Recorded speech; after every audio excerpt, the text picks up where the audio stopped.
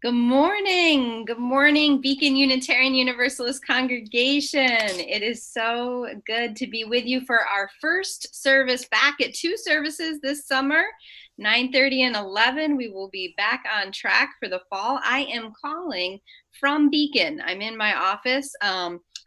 It's not quite the same without you, though, beloved, to be totally honest.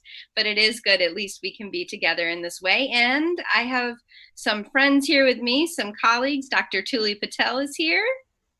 And Misa Iwama, our Director of Music Ministries, is here with us today.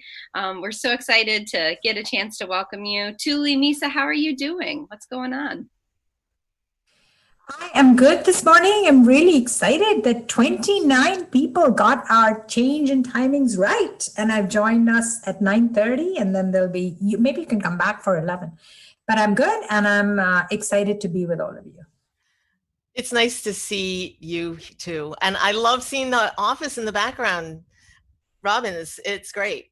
I feel like things are good for me. I'm coming into you from New York and yeah, I'm so happy to be here. How are things in New York, Misa? Do you see traffic picking up a little bit? Do you hear the hustle and bustle of the street below? Definitely things are starting to come back to normal. And, August is always very quiet in the city anyway. And so, so far at this point, I live in a residential neighborhood. So there's people here. I think, it's probably a little bit different, more towards Midtown where it's offices. But where I am, I live near grocery stores and there's people going in and out buying their food, and there's a lot of restaurants that are open for sidewalk dining. Oh yeah. So, yeah. It's the same here in New Jersey. You see it picking up a little bit more, especially the sidewalk dining. And today there was a little bit of traffic and I took a little longer to get here. And it was the first time I was glad for traffic. It was a strange I know what you mean. I think we're all longing for a little bit of normalcy to start returning. Yeah, but I definitely do miss the noise and the hustle and bustle, the welcome, the hugs here at Beacon. I came in and this morning it was only Jacob Trapp up on the wall there, one of our former ministers. So I said, "Good morning, Jake," and then went into my office. Did he say good morning back? Not yet, Misa, but okay. Thank you for checking. You should keep asking me every week. And we're speaking of ancestors and thinking about those who've come before. I have with me, I read and I saved John Lewis's absolutely beautiful piece that he wrote 2 days before he died. "Together you can redeem the soul of our nation." And we're going to be talking today about spiritual ancestors. We'll explain what we mean by that in a minute. Tuli, wondering if you have any spiritual ancestors that come to mind right now that you're thinking about?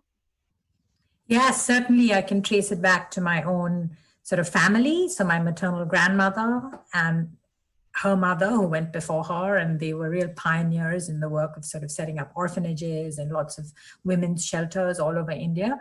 But also spiritually, I would call on the people who have passed down this lineage of Vipassana meditation to me. And I was at a meditation just yesterday. We have a monastery that's opened up in West Orange, and they held their first public meeting on their lawns, and that was pretty amazing. I slept really well. That's what meditation does for you.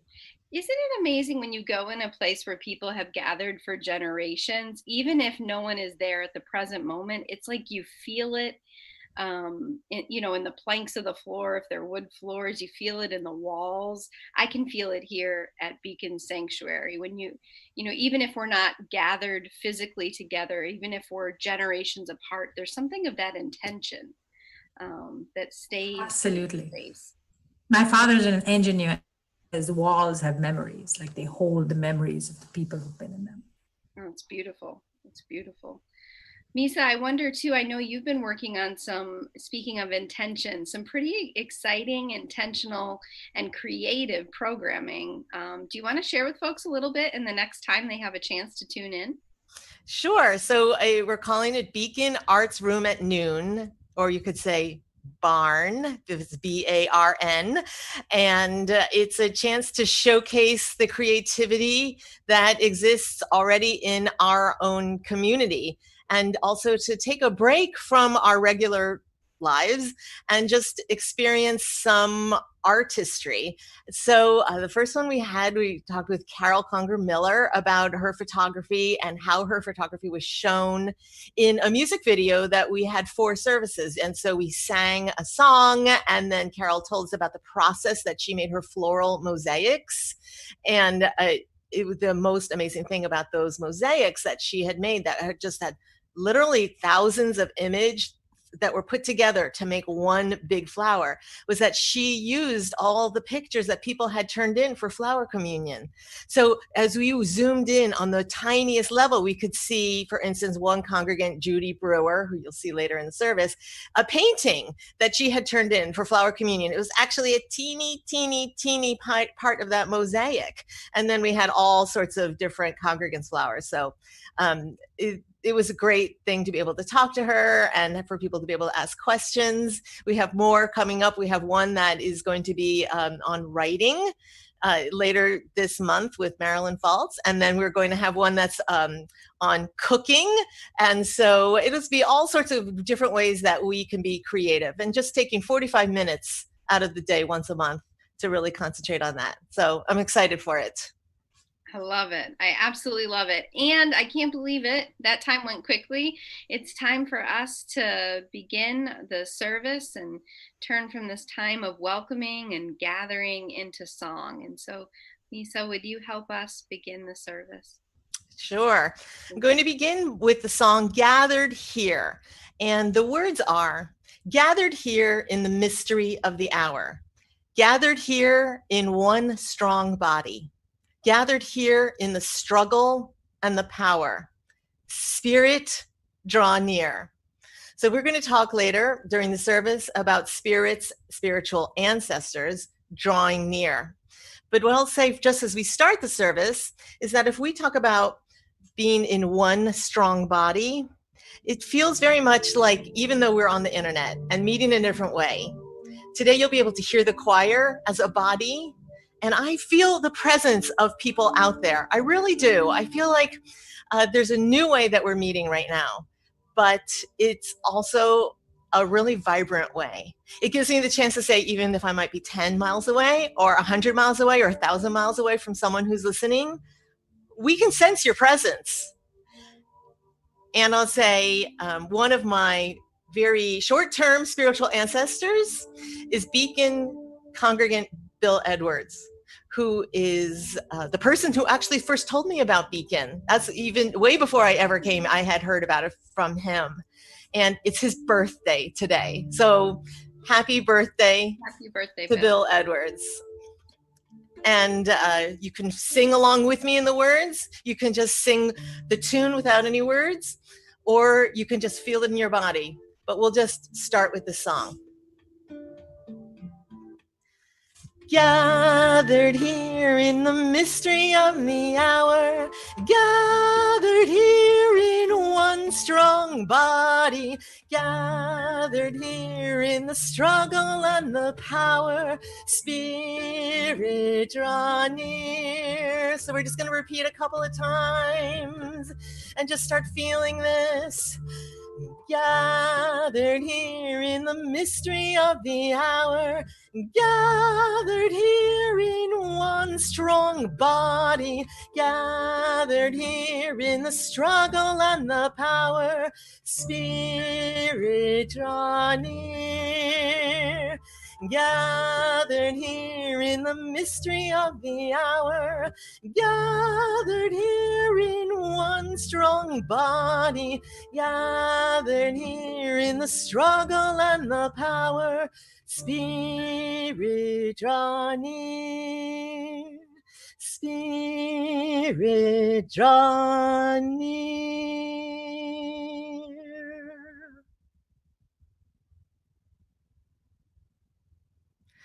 We welcome the Kelly family.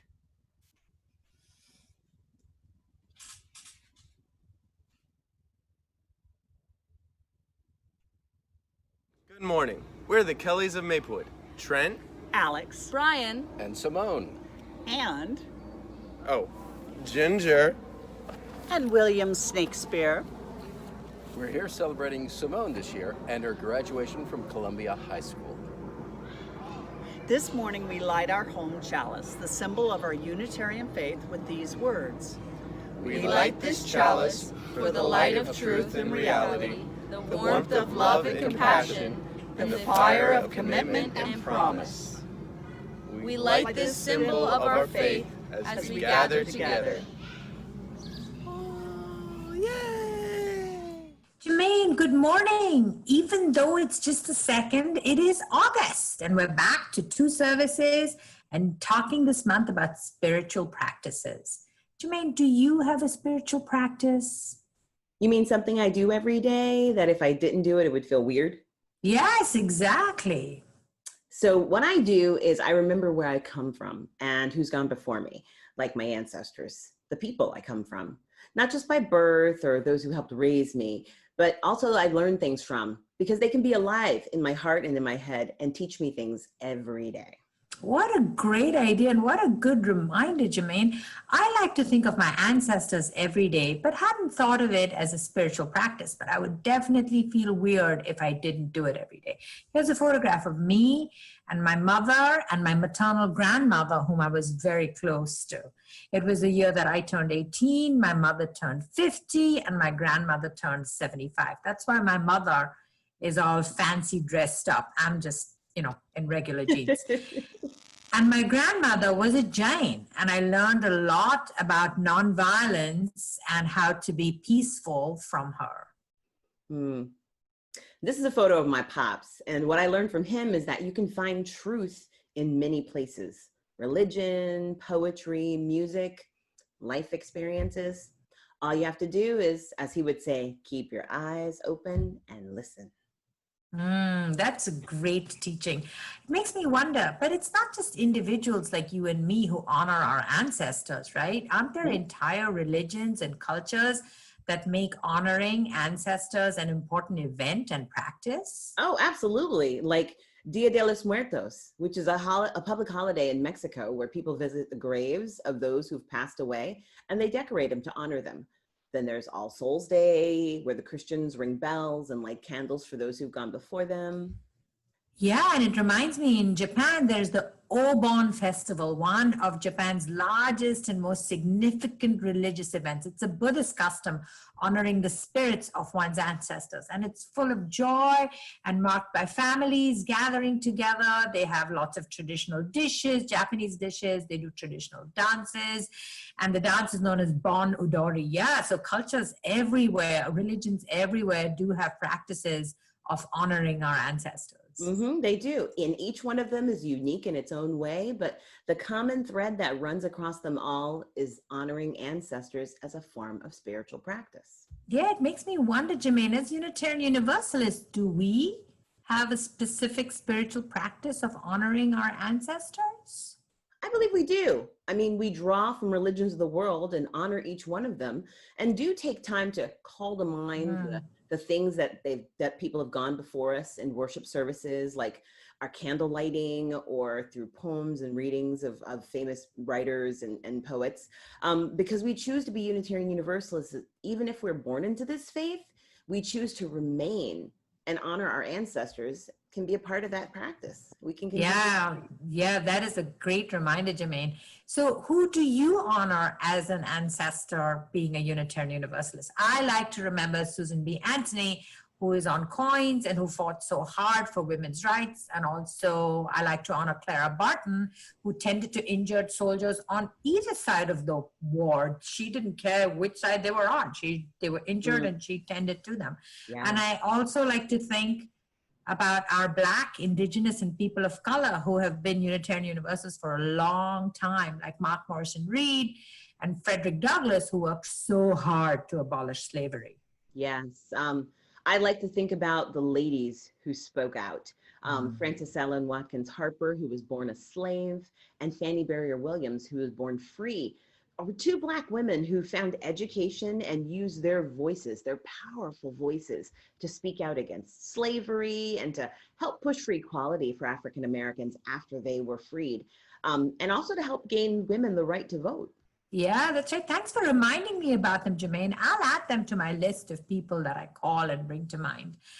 What do we do, I'm wondering, about the Unitarian Universalists that we don't like so much? You mean Tuli Patel has people she doesn't like that much? Yes, unfortunately.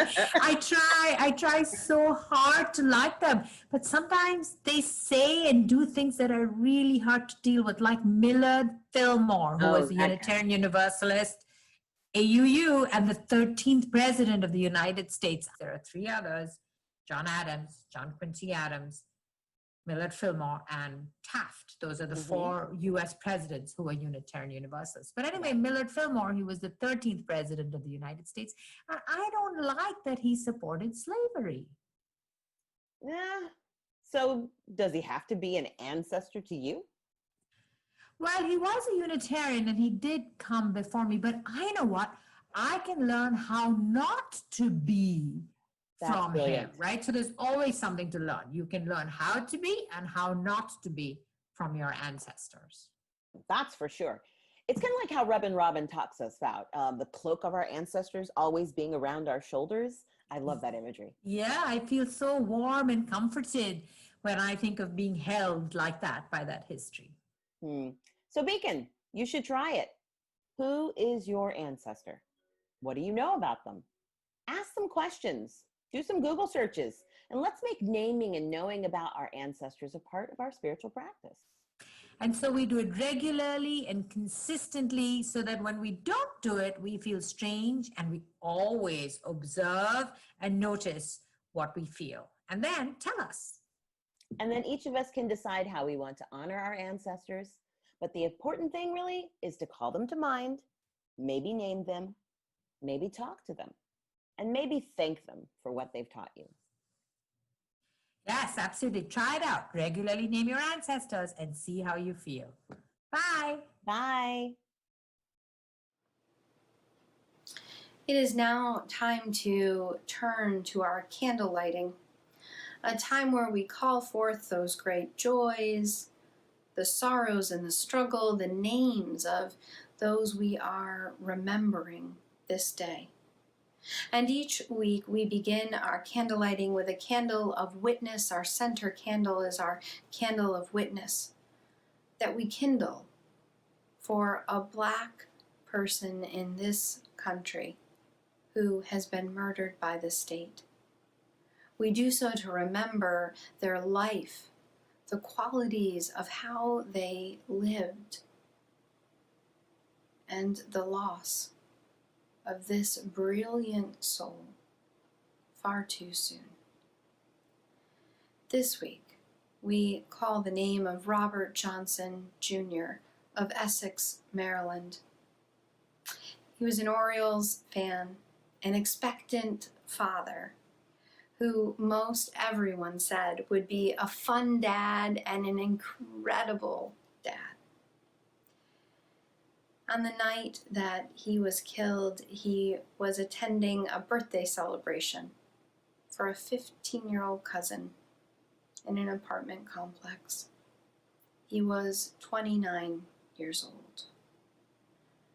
We kindle now this first light for Robert Johnson, Jr., for the brilliance of who he was and the ripple of this loss.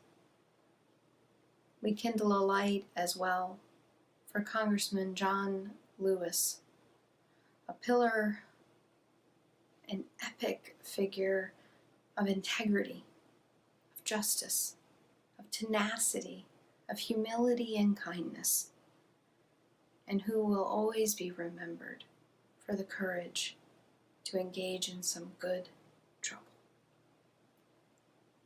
As we kindle these lights, beloved, we invite you to post the names of those whom you are remembering, or intentions or prayers, and we will light candles across the miles, across all distances, here together.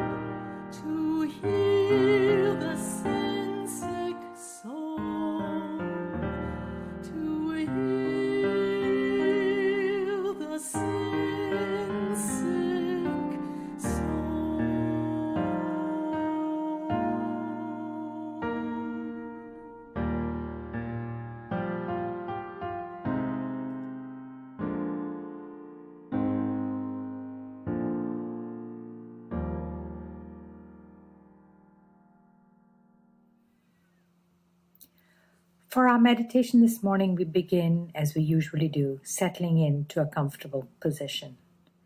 Today's meditation is a metta meditation. Metta is the ancient Pali word for friendliness, loving kindness, for general goodwill. The equivalent in Sanskrit is Maitri. So for this metta meditation, again, we begin settling into a comfortable position. First, extending wishes of goodwill to ourselves. It is not possible to extend wishes of goodwill to anybody else without first extending them to oneself. So settling in, taking note of where we are in our physical, emotional, and psychological selves. Noticing things that might be arising or falling away. Perhaps restlessness is arising. Perhaps anxiety is falling away. Perhaps there is some pain in some part of the body. Noticing it, acknowledging it, naming it if that helps, but not judging. It is not good or bad. It is just what it is. With our eyes gently closed or focused at a spot in front of us, softly drawing our attention to our breath, not forcing the breath, but in and out through the nose, tracing the trajectory of the breath as this life-giving force moves in and out through our bodies.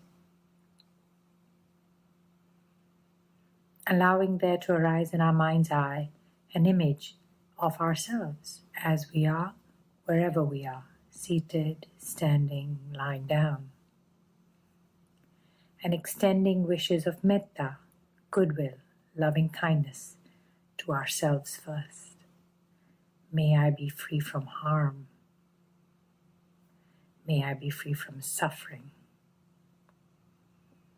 May I be at ease. Repeating each of these three phrases. May I be free from harm. May I be free from suffering. May I be at ease. Allowing there to arise in our mind's eye now an image of our loved ones, our family members, whether we are with them or far away in these distancing times.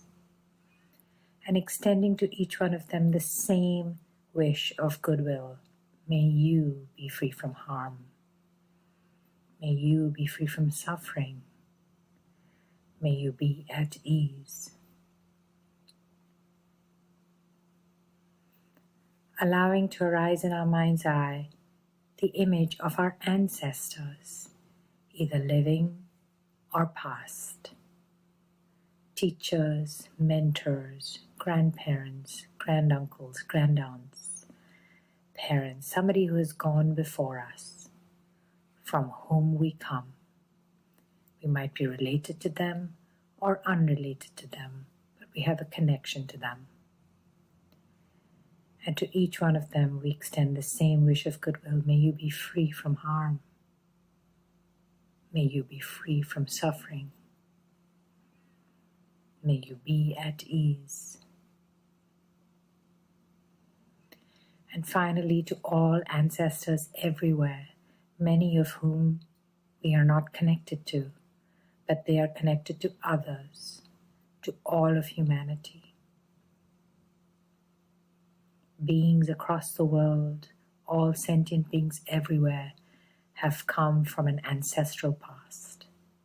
And to each one of these past ancestors, we express the same wish of goodwill, of kindness, of metta. May you be free from harm. May you be free from suffering. May you be at ease.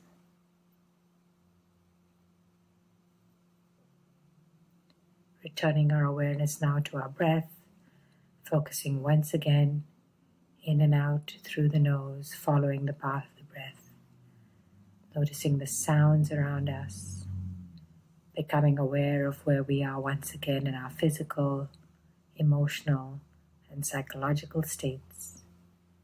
You are invited to take a deep breath in and gently open your eyes.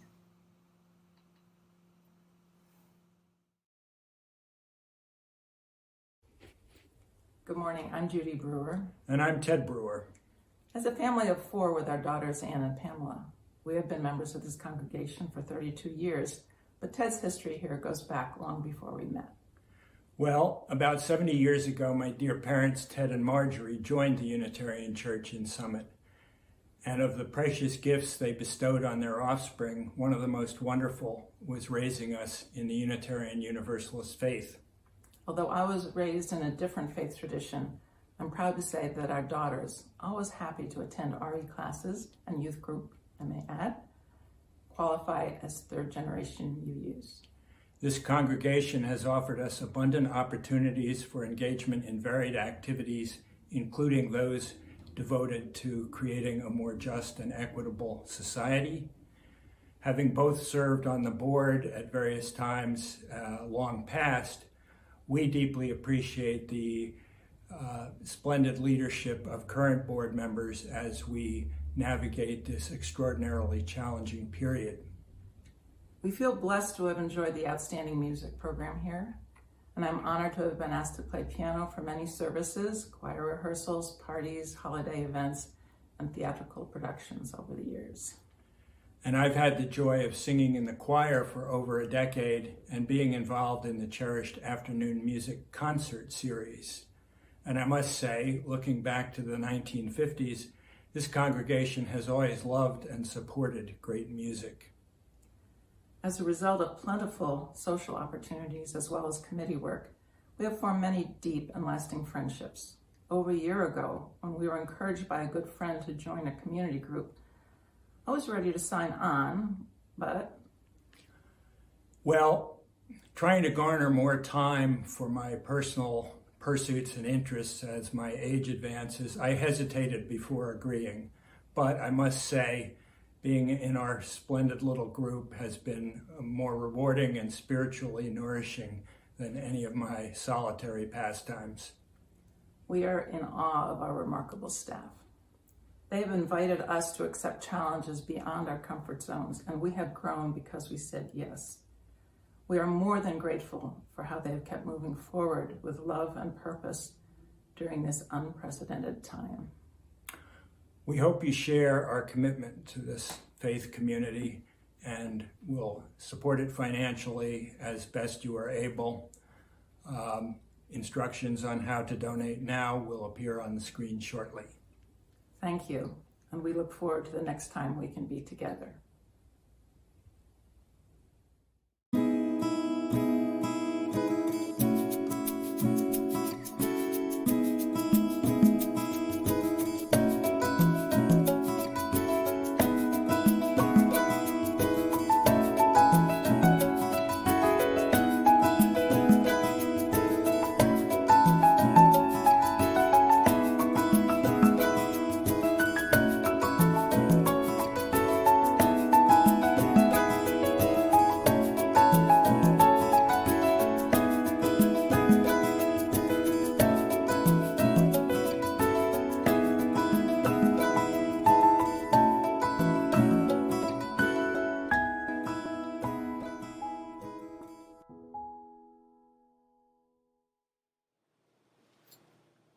I was adopted when I was 4 days old, and for most of my life I had pretty little knowledge of my literal ancestors.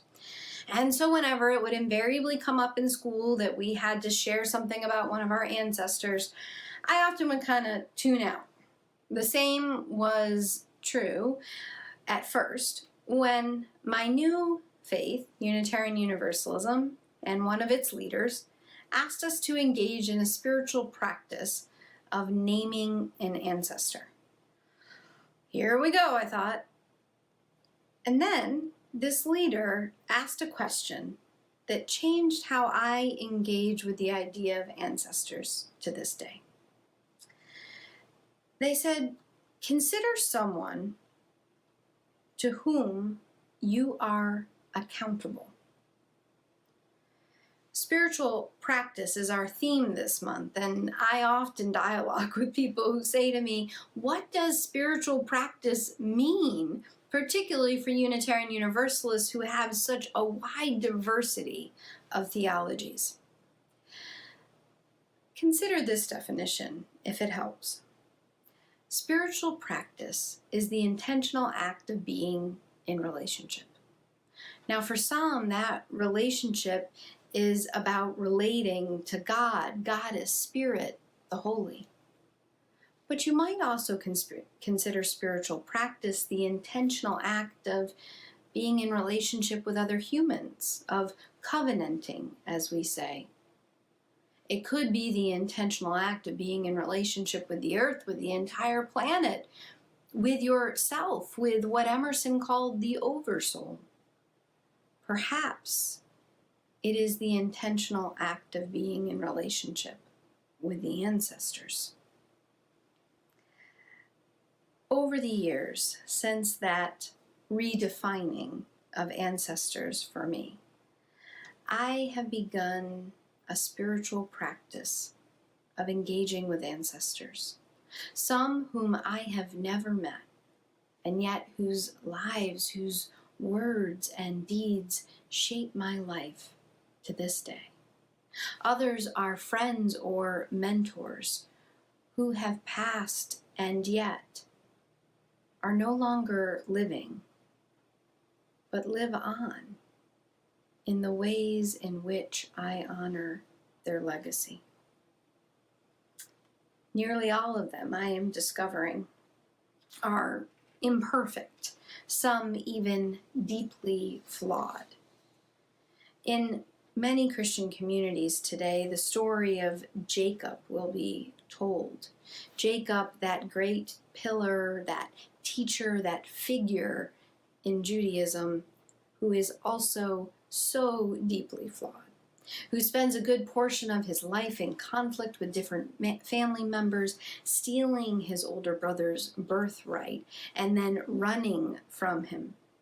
In this particular passage for this week, we find Jacob has just sent on his wives, his children, his livestock, all of his assets, his servants, his property, in an act of trying to do a peace offering to his brother. He has heard that his brother at last is coming for him, and it cannot be avoided. And Jacob is anything but courageous in this passage. He settles himself down at the edge of a river that he has just crossed, and he is despairing, calling on the ancestors, calling on Abraham, calling on God to intercede to save him. And it is there, sitting on the ground, feeling that his life is over, because he knows at dawn that he will meet his brother, who he is told has received his wives and his children, and we'll go into some of the very oppressive tones in this story of how people were sent as property. But we have heard in the story that Jacob has gotten word that his brother received all of this and continues to march toward him with 400 men. And so Jacob is pleading for someone to intervene, when suddenly a stranger appears, and Jacob and the stranger begin to get into a fight, and they start to wrestle, and they wrestle and they wrestle through the night until dawn. At one point, this person trying to break loose of Jacob's maddening grip hurts Jacob in the hip. And it is just as dawn breaks, as Jacob is reeling from this injury, still holding the person, that he realizes he has been wrestling with an angel. And in the passage we are told Jacob asked for a blessing, and this is what the angel says in response. Your name will no longer be Jacob, but Israel, because you have struggled with God and with humans and have overcome. The story continues, and Jacob meets his brother the next day, and there's a moment where we're not sure how it's going to go, and just as you think his brother will crush Jacob, he embraces him. This story has stirred within me for most of my life. Now, I know most family stories of great conflict do not end nearly as well as this tale, but I think there's a deeper truth being told beyond the particular drama of Jacob, Esau, and the extended family. In the wrestling of humanity and divinity, that perhaps the ancestors are present in the struggle of being a better human. Now, that struggle, as in the story, is not without pain, but is also not without blessing. It is when Jacob at last wrestles with all of who he has been and calls on the ancestors that he encounters what is most holy. We do not journey into deep soul work of being better to ourselves and to one another and to the earth without some bruising and some blessing, but we also don't make that journey alone. Erwin Schrödinger, the physicist, writes, "No self stands alone. Behind it stretches an immense chain of physical and mental events. Through education, tradition, by word, by writing, by monument, by manners, by a way of life, by a newly shaped environment, by so much that 1,000 words would not exhaust it. By all that I say, the self is not so much linked with what happened to its ancestors. It is not so much the product and merely the product of all that, but rather in the strictest sense of the word, the same thing as all that. The strict, direct continuation of it.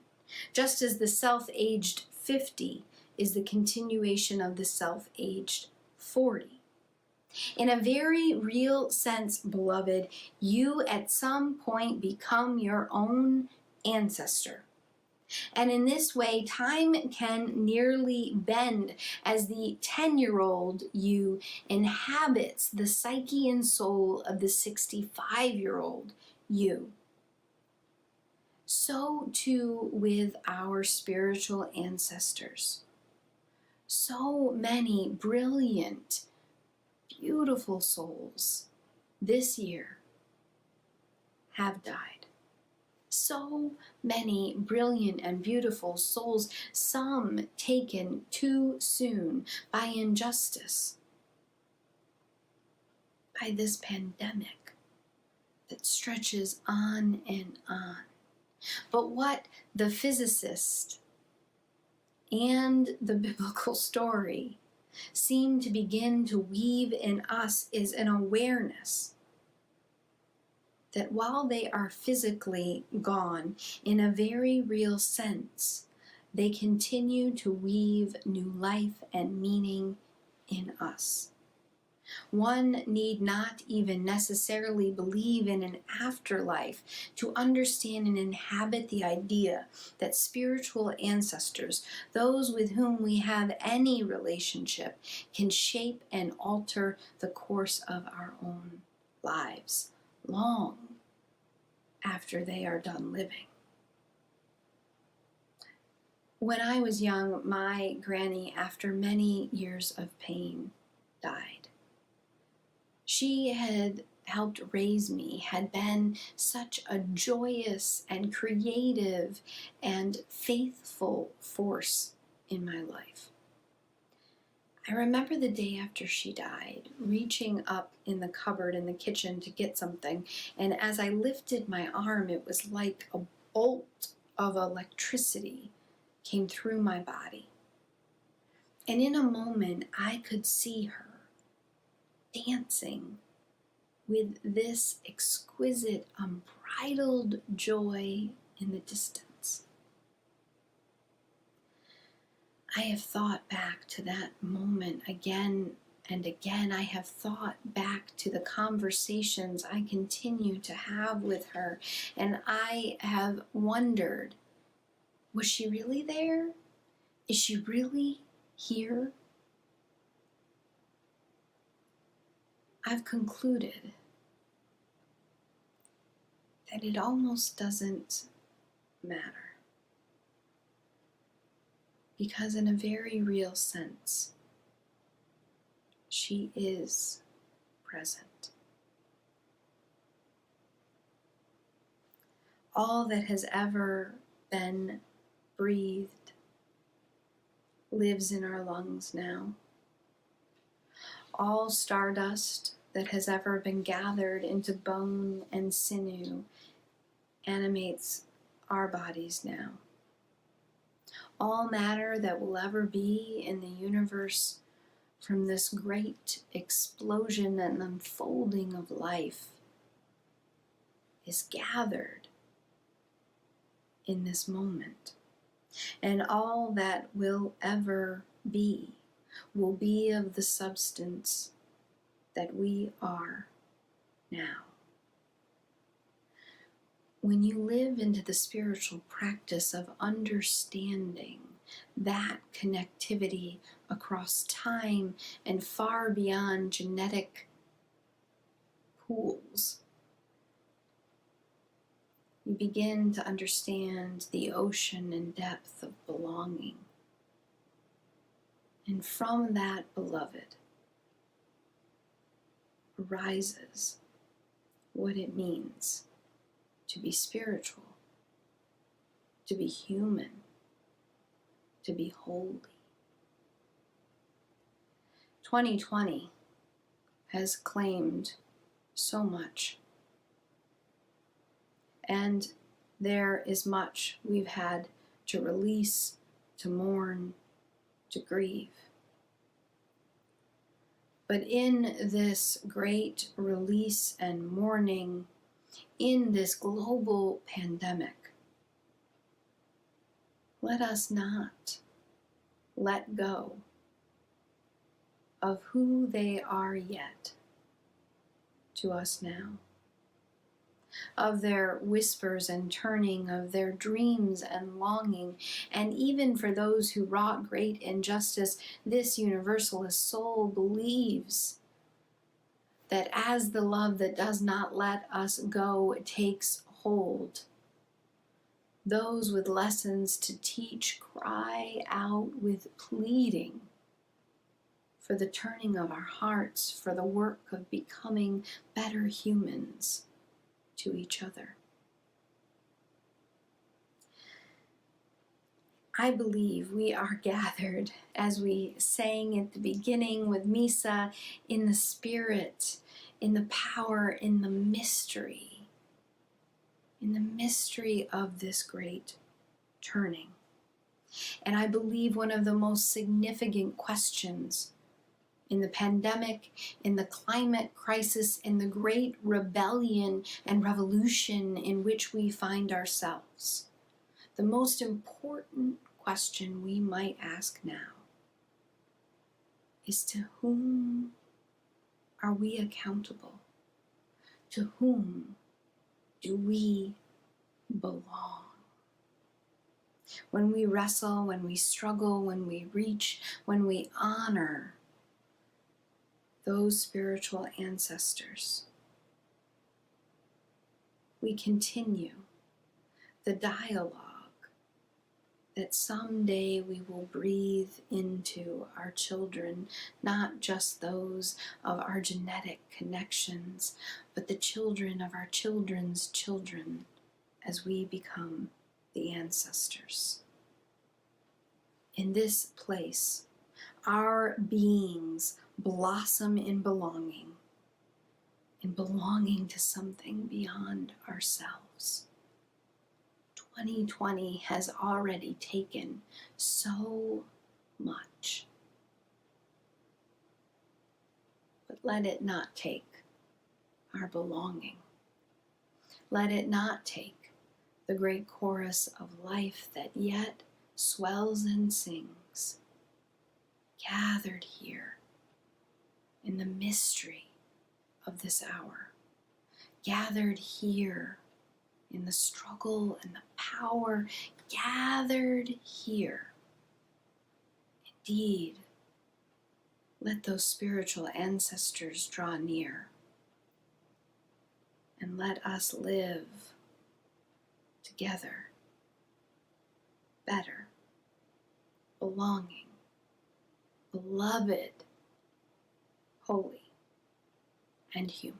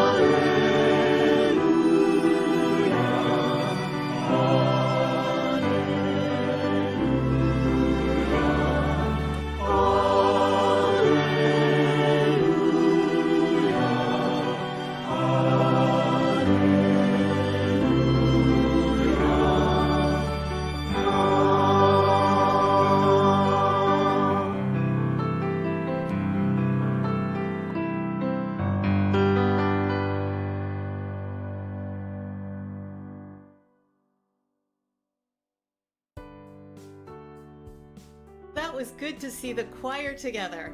It might have been in a different way than we used to see each other, but it felt powerful because we were together. Sometimes people tell me that they too want to learn to sing, but they're afraid because they don't know what's going to happen when they open their mouths. Well, when you're in a choir, before you open your mouth, one thing you do know is that you're part of a community. And so that's true of Beacon, because together we can honor our ancestors, luxuriate in the company of people who are here with us now, and prepare the way for the future generations. Because if we do it together, we're stronger and we make a more beautiful sound. Amen.